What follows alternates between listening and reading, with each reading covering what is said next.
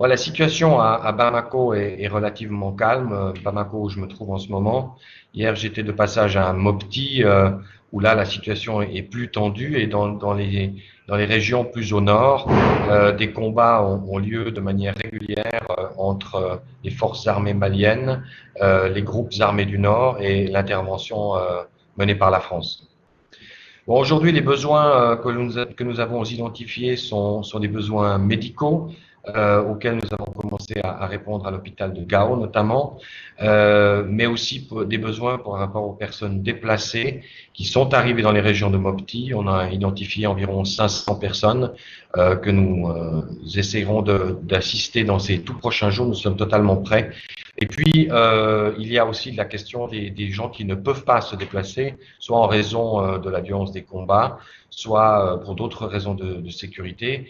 Et là, nous avons aussi des préoccupations quant à leur situation. Bon, le CICR dès vendredi passé, lors de son communiqué de presse, rappelé toutes les parties à leurs obligations de respect du droit international humanitaire. Aujourd'hui, le CICR suit la situation de très près. Nous avons des allégations d'arrestation.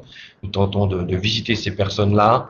Nous n'avons pas encore été en mesure de faire des évaluations des conséquences humanitaires des opérations militaires, mais nous sommes en contact avec toutes les parties au conflit, qu'elles soient maliennes, qu'elles soient les groupes armés ou même les autorités françaises, afin de leur rappeler leurs obligations et d'ouvrir un dialogue sur ces aspects-là entre le CICR et les belligérants. Nous avons une mission ici à Bamako et deux sous-délégations au bureau dans le nord, une à Mopti qui est totalement opérationnelle avec ses entrepôts qui sont pleins, des équipes qui sont totalement fonctionnelles. Après une petite phase où on a dû sortir quelques personnes, elles sont de retour au travail dès dimanche. Pour l'équipe de Gao, nous avons effectivement aussi relocalisé une partie du personnel pendant le week-end, mais des renforts sont déjà en route depuis Niamey aujourd'hui afin de pouvoir répondre. Et comme je l'ai dit tout à l'heure, priorité aux soins médicaux, aux personnes déplacées et aux aspects de protection, c'est-à-dire d'avoir accès aux détenus. Jusqu'à maintenant, le CICR a beaucoup travaillé aussi dans les régions de Kidal et Tombouctou.